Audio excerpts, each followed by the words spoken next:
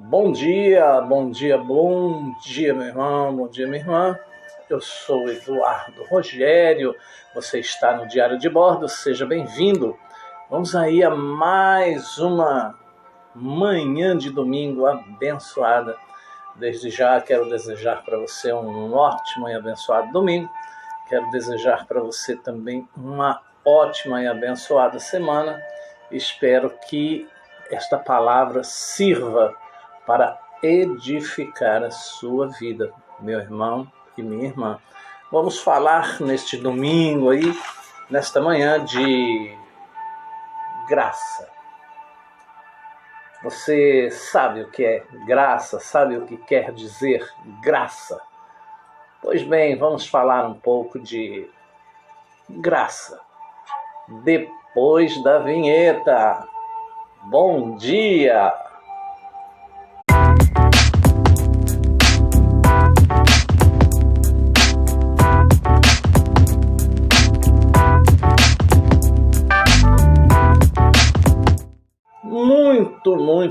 Muito se fala sobre graça. Estamos no tempo da graça, porque a graça é sobre a minha vida, sobre a sua vida. Nós estamos vivendo no tempo da graça, etc. E muitas pessoas acham que graça é sinônimo de permissividade, né? Pode tudo, porque estamos no tempo da graça, etc. Mas é necessário entender o que significa esta palavra aqui. É necessário saber o que significa graça, para que você possa usufruir desta graça e que de repente na sua vida esta graça não perca a graça, certo? Então vamos falar aí o que é graça. De onde vem? Por que falar sobre graça?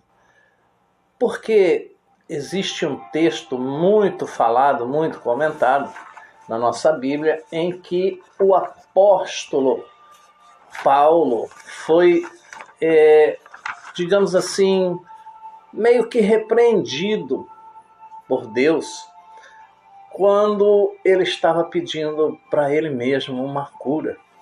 E aí Deus, então, lhe respondeu com essa palavra. Mas eu quero ler o texto juntamente com você, texto que se encontra no livro de 2 aos Coríntios. 2 aos Coríntios, capítulo de número 12. 2 aos Coríntios, capítulo de número 12, a partir do verso de número 7, que diz assim: para impedir que eu me exaltasse por causa da grandeza dessas revelações, foi-me dado um espinho na carne, um mensageiro de Satanás para me atormentar. 3 vezes roguei ao Senhor que o tirasse de mim, mas ele me disse: minha graça é suficiente para você. Em algumas versões, a minha graça te basta. É essa versão que eu prefiro. A minha graça te basta, pois o meu poder se aperfeiçoa na fraqueza. Tá? Então, Paulo pedindo a Deus que ele tirasse algo que o incomodava muito, e há várias suposições para isso, né? Porque alguns teólogos aí dizem que Paulo era viúvo, outros dizem que era uma enfermidade que ele tinha no olho. Enfim, ao certo, ninguém sabe, porque a Bíblia não diz. Diz apenas que era um espinho na carne. Portanto, Paulo pediu a Deus e Deus disse assim a Paulo: olha, Paulo, eu não vou tirar para você não ficar se achando. Por enquanto, Paulo, a minha graça te basta. Meu irmão, o que é graça? Nós precisamos primeiro entender o que significa, o que é graça. Graça, muitas vezes, podem ser definição de algumas coisas. Por exemplo, que vai desde de um ato cômico, né? Com graça, sem graça, você é engraçado, ou seja, você é cheio de graça. Algo que faz rir, algo que tem graça, ou algo que faz chatear, que não tem a menor graça, algo sem graça, né? Mas passando por algo que uma pessoa recebe gratuitamente, ou seja, uma benevolência, algo que alguém faz com leveza, com maestria, graciosidade, e indo até o aspecto teológico, como aquilo que Deus concede aos homens e que os torna capazes de alcançar a salvação. Ou seja, graça é um favor imerecido de Deus para com os homens, de Deus para com a raça humana, para que a raça humana, para que os homens, né, e quando digo homens e mulheres, possam alcançar a salvação. Então, esta é a graça de Deus para conosco, um favor imerecido. Biblicamente, falando à luz da palavra, graça é favor, dádiva, né? Algo que a gente não merece, porque nós somos pecadores. Nós fomos destituídos da glória de Deus, da presença de Deus. E aí Deus envia Jesus, né, para abrir esse precedente, essa graça, para que nós assim pudéssemos alcançar a vida eterna da qual nós tínhamos perdido o direito. E isso não depende de mérito ou atitudes que nós tenhamos. Não adianta ser bonzinho, não adianta dar esmolas, não adianta fazer isso, fazer aquilo, pensando que você vai alcançar a graça, né? Não importa muito o que a gente faça ou o que a gente deixe de fazer. Tem a ver, contudo, com o amor de Deus, né? Esse amor incondicional de Deus por nós. E esse amor foi manifesto pela vinda, pelo sacrifício, pela morte de Jesus ali na cruz do Calvário.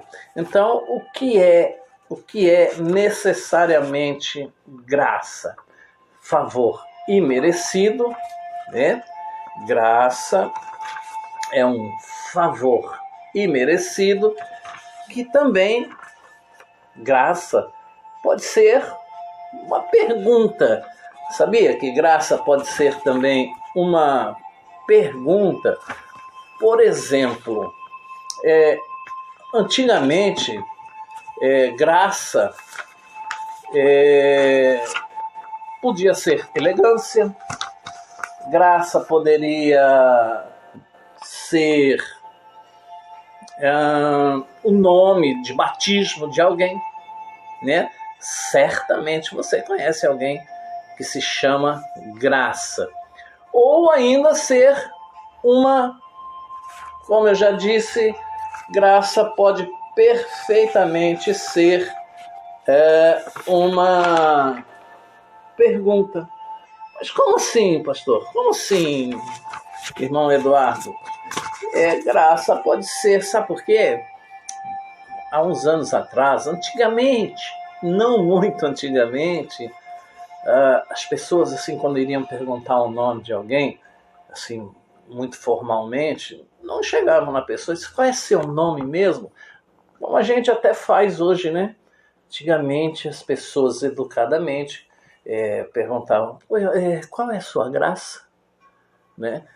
Graça, um nome recebido lá no batismo, na graça. Então, as pessoas se referiam às outras para saber o nome delas com essa pergunta: qual é a sua graça? Mas, meu irmão, minha irmã, falando de graça, eu também quero ler para você 2 textos que se encontram no livro de Romanos. Romanos, no capítulo 3, no versículo de número 10, diz assim, olha: Como está escrito, não há nenhum justo, nenhum sequer, nem um sequer. Meu irmão, para você ver, eu estou lendo esses textos para você ver que realmente nós fomos destituídos da presença de Deus através do pecado, não é assim? Romanos 3, 23 diz assim: pois todos pecaram e estão destituídos da glória de Deus. Como eu já disse, nós fomos retirados da presença de Deus através do pecado, Mas Salomão também, lá em Eclesiastes, disse assim, no capítulo 7 de Eclesiastes, versículo 20, todavia não há um justo só na terra, não há um só justo na terra, ninguém que pratique o bem e que nunca peque. Salomão dizendo aí através da sua sabedoria. Verso 28 do capítulo 7 de Eclesiastes, 27, 28 e 29 dizem assim: sim, durante essa minha busca, que ainda não terminou, entre 1000 homens descobri apenas um que julgo digno, mas entre as mulheres não achei uma sequer. Assim cheguei a esta conclusão: Deus fez os homens justos, mas eles foram em busca de muitas intrigas. Veja bem o que Salomão fala a respeito disso. Mas vamos voltar lá em 2 aos Coríntios, capítulo 12, versículo de número 7, já que estamos falando de graça. Quando Deus diz assim para Paulo: a minha graça te basta. Meu irmão, li alguns versículos aqui para você entender o que Deus estava falando para Paulo aqui. O que Deus estava dizendo para Paulo no contexto de tudo isso? Nas entrelinhas. Deus estava dizendo assim para Paulo: olha, Paulo, você era perseguidor de cristãos. Você, Paulo, era alguém que tinha prazer em matar, em ver sofrer. Olha, Paulo, aquele encontro que eu tive contigo, aquele encontro que eu tive com você no caminho de Damasco, Paulo, foi exatamente para te mostrar o quão poderoso eu sou.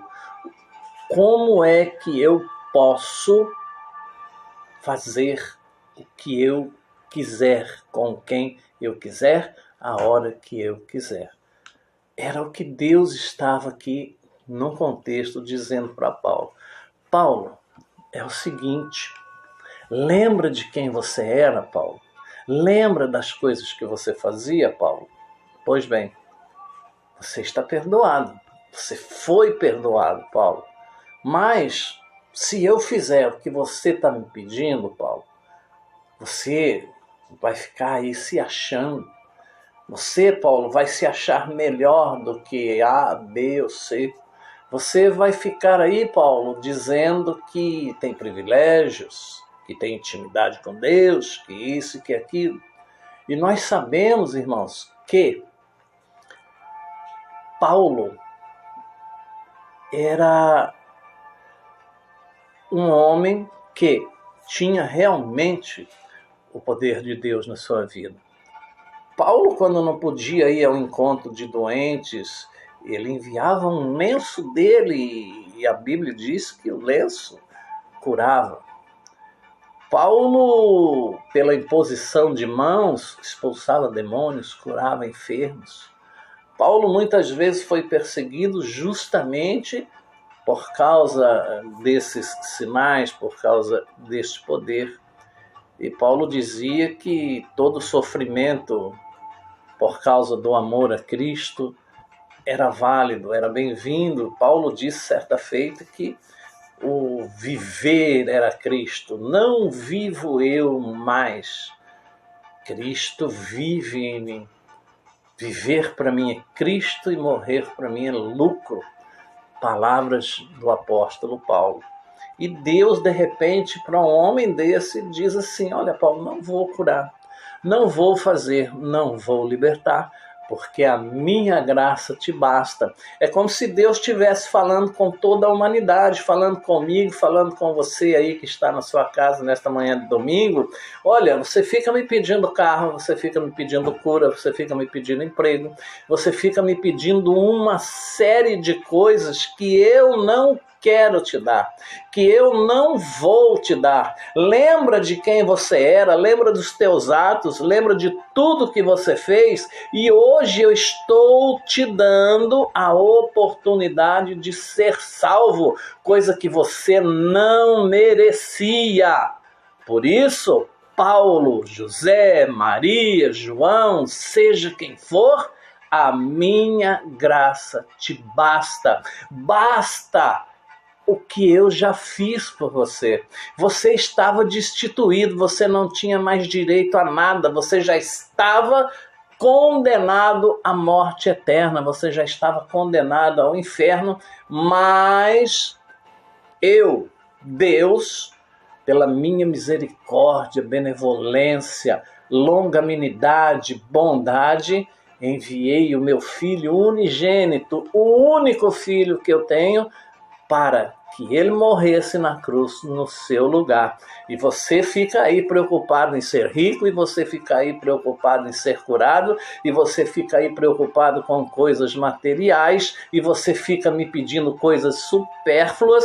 A Bíblia também diz que o ser humano pede e não recebe, porque pede mal, porque não sabe pedir. E Deus diz para você nessa manhã: meu irmão, a graça de Deus te basta. Basta o que você já tem. Basta a você o direito que Deus te deu de herdar a vida eterna. Porque agora só depende de você. Só depende de você buscar a sua salvação e ensinar aquele que não conhece a Deus, que não conhece o caminho, para que ele também tenha a mesma oportunidade que você está tendo. Lembra do que Jesus disse?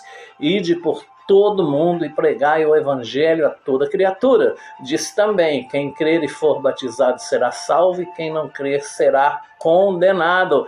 Portanto, meu irmão, minha irmã, está na sua mão aí a oportunidade de ser salvo. Depende de você aceitá-la ou não, agarrá-la ou não, mas as pessoas ficam muito preocupadas com coisas materiais. Enquanto Deus diz aqui para Paulo: olha, Paulo, o que eu tinha que fazer eu já fiz, agora depende de você, Paulo. Eu não vou curar, Paulo. Basta o que eu já fiz por você, Paulo. Basta o que eu já fiz por toda a humanidade. Já enviei o meu filho, ele já morreu, ele foi escoteado, ele foi judiado, ele foi pregado numa cruz, Paulo. E aí você quer que eu faça mais ainda? Não basta para você este sacrifício que Jesus fez lá na cruz do Calvário? Será que você não é capaz de enxergar o sacrifício que Jesus fez ali para redimir toda a humanidade de toda culpa, de todo pecado? O livro de Romanos diz que nenhuma condenação há para os que estão em Cristo Jesus. Portanto, a graça de Deus te basta. Esse favor que você não merecia, mas que lhe foi outorgado, que lhe foi feito, que lhe foi concedido, basta para que você consiga herdar o direito à vida eterna. E isso é o quanto basta, porque é necessário entender que as pessoas foram chamadas para ser salvas, e não para ser ricas, e não para ser curadas, e não para ter um emprego bom, e não para ter um carro bom. Você foi chamado para ser salvo. E se o sacrifício de Jesus ali na cruz do Calvário não te basta, então você não entendeu a morte de Jesus. Você não entendeu a cruz, você não entendeu o Calvário, você não entendeu o sacrifício. Você não entendeu a benignidade de Deus sobre a sua vida. É necessário você entender que, mais uma vez eu vou dizer para você, isso aqui, isso aqui, você não merecia. Sabe por quê? Você estava destituído da presença de Deus por causa do pecado, por causa da maldade. Mas aí Deus enviou Jesus para que você tivesse direito a isto aqui, isto aqui.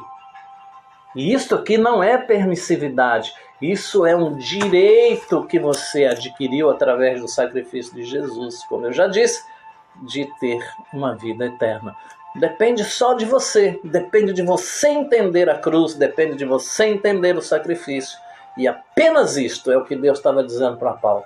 Isso aí já te basta, Paulo. Você não precisa de mais nada. Você não precisa que eu te livre desse espinho. Você não precisa que eu te livre disso que te incomoda. Você não precisa que eu te livre de uma doença, Paulo. Você já ganhou o direito à vida eterna.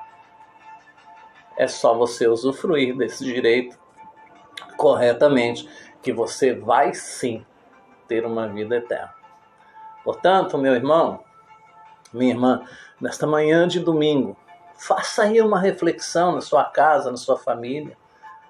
Faça esta reflexão aí na sua vida. O que é que você tem buscado? O que é que você tanto quer, tanto almeja?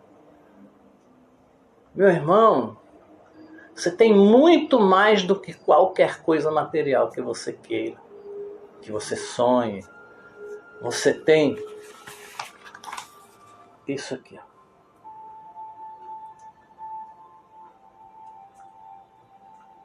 O direito a buscar, a conquistar a sua vida eterna. E a Bíblia diz que o céu é tomado por esforço. Isso aqui é feito de abdicação, de segurança. Busque, busque, busque. Você vai conseguir, com toda certeza. Com toda certeza. Que Deus te abençoe, que você tenha um ótimo e abençoado domingo. Que você tenha uma ótima e abençoada semana. Que Deus derrame sobre você, sobre a sua casa, sobre a sua família, muita paz, muita saúde, e que essas bênçãos se estendam a todos os seus familiares, os de perto e os de longe. Meu irmão, minha irmã, ótimo domingo, ótima semana mais uma vez para você. Que Deus te abençoe. E um abraço do amigo do pastor Eduardo Rogério, em mais um Diário de Bordo especial de domingo. Mensagem para você. Espero que isso edifique a sua vida, edifique o seu interior. Deus te abençoe. Bom dia.